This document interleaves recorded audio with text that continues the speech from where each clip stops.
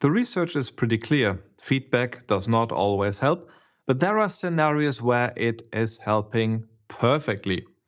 Now, 70% of cases, feedback does not have any effect or actually is having a negative effect, at least on the personal relationship. And those are the scenarios where there is not a personal connection between the two people, the giving and receiving end of feedback, and where this relationship is not clearly a shared development or a shared growth collaboration. So if you are in a contact with somebody and you know that other person wants you well, they give you the feedback because they want you to grow. And they're also open for you to give a counter feedback that you may have perceived it wrong. And then you would be happy to grow alongside and understand your misperception. With that openness in mind, we are in the 30% category where feedback helps. And when you get feedback right, and get the attitude right first and then the delivery right, you are getting an epic outcome. And that's also the feedback method that I want to show you now. So epic outcome is the feedback method where you can turn a feedback into an epic outcome. And therefore, there are 5 steps we need to get right. And the foundation of it, again, is your attitude and the attitude of the one you address. So maybe you want to start that conversation with pointing out in how much you want them to grow and how much you want them to develop to make that foundation rock solid. But then you start with the E, and this is the event. This is the question of when did it happen that was perceived? And the second one is the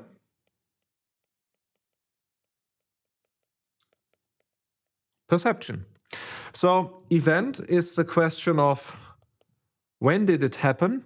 Last night when I saw you delivering that presentation. That's it already. And then perception is something that I saw. I saw that you had been scratching yourself here 6 times. Now, what you see here, I have seen you scratch yourself 6 times. What I do here is I say what it is, but I say it as much as a camera would have recorded. I don't go with, you always scratch yourself, or you had a body language like a moron, because that would not be a perception. It would be an evaluation or a judgment even, or an assessment. So the perception step is say only things that a camera would have been able to record. A camera cannot record your judgment. A camera cannot record anything like always, never. But you can go like, I saw you scratch yourself 6 times over here. Now, this event and the perception that you had in the event, that led to a interpretation. And the important thing is, this interpretation is always a matter of perspective. Because things look different from different perspectives, right? Now, if I see somebody scratching here 6 times, it could be that I think they had been nervous. To me, it looked like they were nervous and constantly scratching that as a kind of body language marker for being nervous. And that, what did that do then? That reduced my confidence level in your content as I saw you presenting it, because you didn't look super confident with the presentation. Now, that would be a qualitative interpretation. It is something where I relate the perception and the perspective that I'm having to what I have perceived and interpreted. And I don't say, obviously, you were insecure, and obviously the presentation was delivered badly, because it could be that there's other people sitting in the audience going like, yeah, well, he had an itch, but the presentation was great, right? So it's only you, it's you having the perception, and it could be that you're totally off. and that you're the only one privately for yourself having that perception that this was insecurity. So this is something that is important to get right. You get the interpretation is based on your perception, and it's only your interpretation because it's your kind of private observation.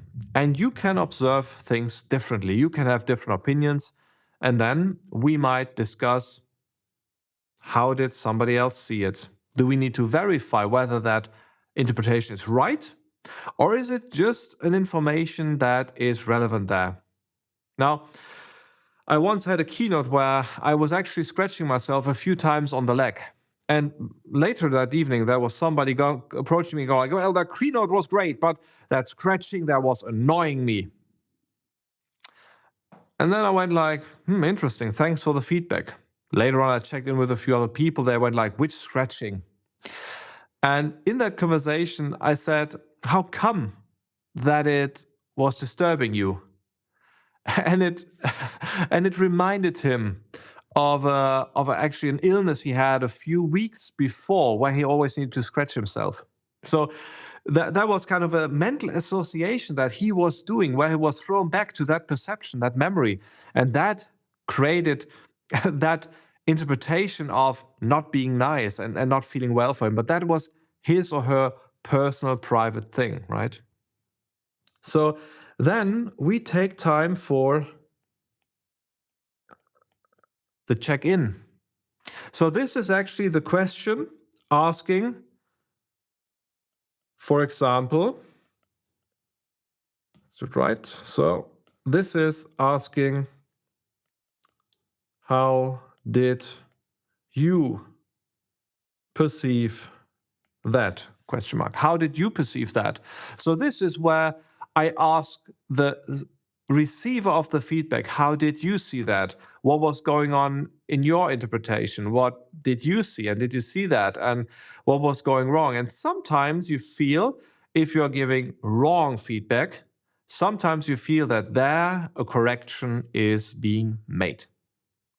I once had the scenario where I had a CEO calling me very outraged and was like, this is all super annoying. Your colleague should have delivered it. And I was coming to the office for the meeting and nothing was prepared. We talked about that. I was relying on you and now I really look like an idiot.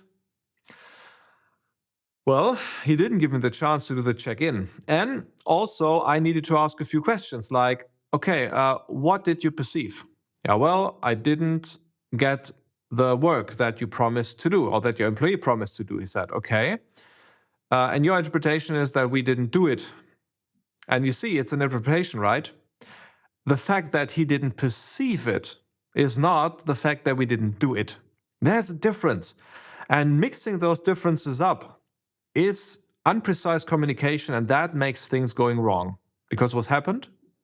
In that exact example, the employee did do the work and send it to the CEO. However, the assistant of the CEO took the email and filed it before he could see it.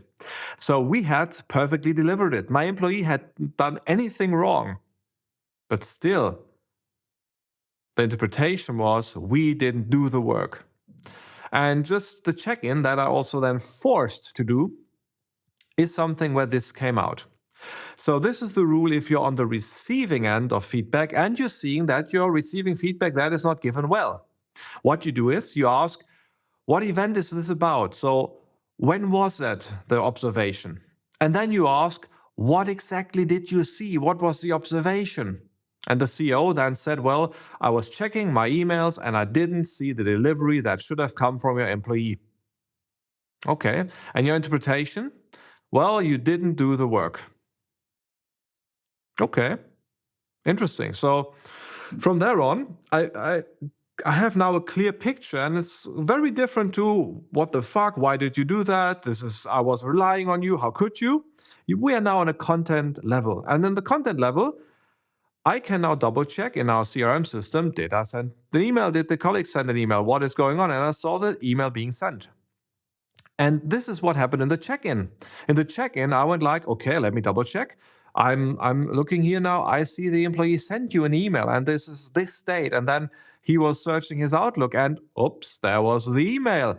And the CEO was very embarrassed to being really nasty and really aggressive on the phone, and then realizing it was his office's fault. So delivering qualitative feedback makes also sure that you are not the idiot where you give bad feedback to somebody that you need to apologize for in the end, right? In the end, after you did a check-in, you should have a good picture by asking a few open-ended questions of what's actually gone on. You collaborate in understanding the situation. And what you then want to produce is, you want to produce the outcome. So the outcome is solution-focused, the question, what now?